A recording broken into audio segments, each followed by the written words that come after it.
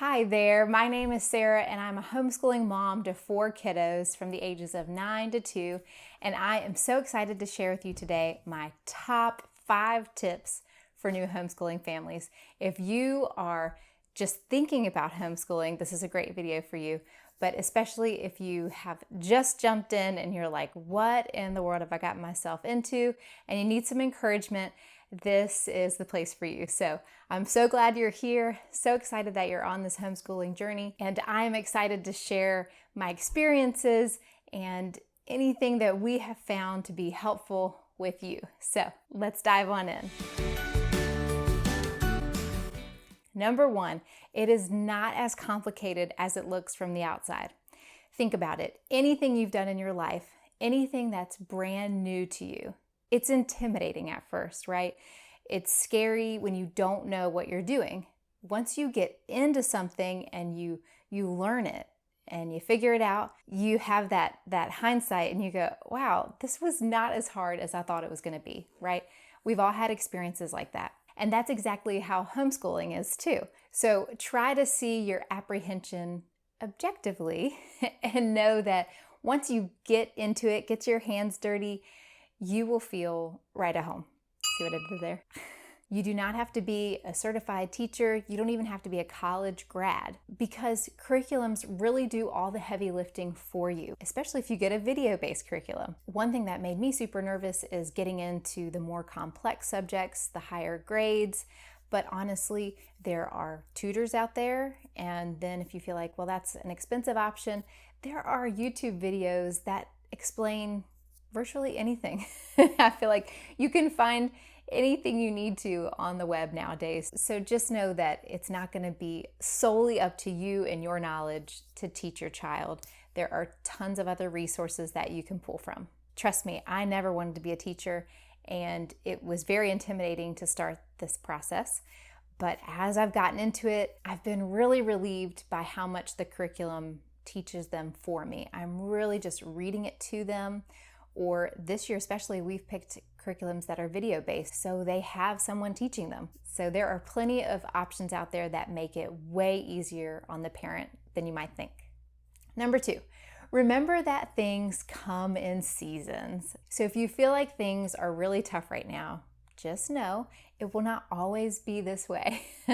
Your kids are constantly learning. So if they hit a wall with some type of concept in school, and it's so frustrating, it's not always going to be that way. They're going to eventually get it and master it. And one day you're going to go, oh wow, like we're way past that. And he's doing great. She's doing awesome. And you'll be the most proud you've ever been.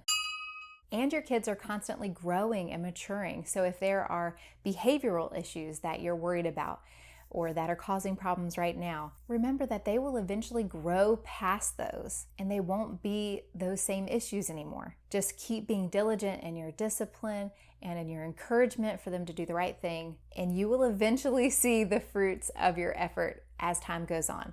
It's kind of a long game, this parenting thing, right? But we can do it. And if things aren't tough yet, that is amazing, but probably best to go ahead and prepare yourself for the possibility of things getting tough as you hit new phases with your kids, because you just don't want things to overwhelm you eventually. So getting prepped and thinking about how you're going to be a creative problem solver when things do come along is a good idea. Number 3, you are not alone. Even if you're the only person in real life locally that you know homeschooling right now, trust me, you're not the only person locally homeschooling. I'm sure there are people around you homeschooling that you just haven't met yet. So put that to prayer that you'll meet new homeschooling families. And one way to go about that is to look up groups on Facebook. We have several groups in our area that are homeschooling groups. They're either co-ops where you can go and take a class, or they're just fun groups where you can go and have a field trip with a group of people, or you can meet up at the playground with a group. And that's a great way to meet families that have kids of similar ages, so your kids can make friends, right? You could even put a post in one of those groups inviting people to a playground near you one day so y'all can meet. It's so wonderful to have other homeschooling moms to bounce ideas off of and get that encouragement and support from. So community is super important to helping you along this journey. But in the meantime, take advantage of the community that's here on YouTube. There are tons of homeschooling mamas right here on YouTube. You can go watch their videos, plug in by commenting, ask whatever questions you have. Go check out my video list after this, and I'm sure there's something else there that is going to be helpful to you. And if you have other questions that I haven't covered, please ask me those for sure.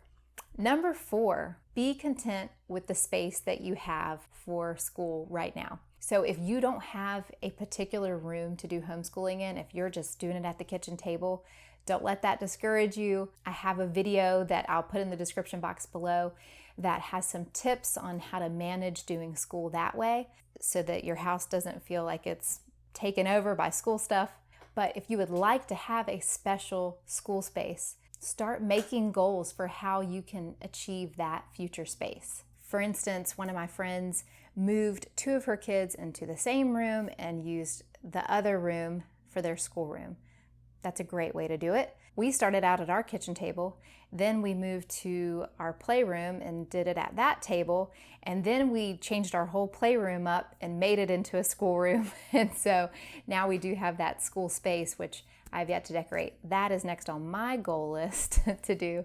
But as nice as it is to have that special space where everything can go and you can close the door at the end of the day, don't let it discourage you if you don't have that right now, because there are plenty of great ways to organize your space to make it still feel very functional and organized. So there are a lot of other videos on YouTube of moms who have tiny spaces that they're working with, and they have amazing homeschool room tours or kitchen table homeschool room tours. So check those out, look those up here on YouTube, and I'm sure you'll be motivated and inspired. Number 5, last but not least, set up a behavior system, a rewards and consequences system that's specific to your homeschool time. We do need order in order to get things done and not be pulling our hair out, right? But being teacher mom presents some unique challenges. So we do have to think outside of the box a little bit in order to make this school time run smoothly. If you're worried that your child isn't going to get their work done in a timely manner or pay attention, or you're just worried that you're going to be battling it out every day, or if that's what's happening right now, then you need to put a behavior system in place. I have a whole other video that explains our system. I'll link that above and in the description box below. I would highly recommend checking that out next, but it explains how we have this star store that we do every Friday, and they've earned stars up through the week, and whatever stars they have left that they didn't lose for bad behavior, then they get to buy something from the star store with those stars. That has been a big game changer. Now, if they lose all of their stars for the day, they do get a punishment at the end of the school time. So they've got the reward and consequence side of this system that has actually really, really motivated them to do better. And it's been a lot easier on me as the parent and teacher. So definitely go check that out next. I could keep going, but I will stop at those 5 for now as to not overwhelm you or bore you. But thanks so much for sticking it out to this point. I'm so thrilled for you in this journey of homeschooling. It is a hard journey, but it is so, so worth it. And it may be hard at times to see those long-term positive effects that you're having on your kids, but know that they're there. And it may be hard to sacrifice the time it takes to do this, but you're gonna see the fruits of this good work down the road. And you're gonna be so proud and so thankful that you stuck it out. If you're feeling more confident now after watching this video, please give it a thumbs up. If you're new here, I love to talk about all things homeschooling and life as a family of 6 and traveling together. So if that interests you, I would love to have you join us here. You can go ahead and click that subscribe button below and join us here every week. I am praying for your school year, that it may be filled with graceful, inspiring learning for your kids, and that God may do His refining work in your character as you're teaching them, and that you will be blessed through it all in so many ways. Until next time, happy schooling.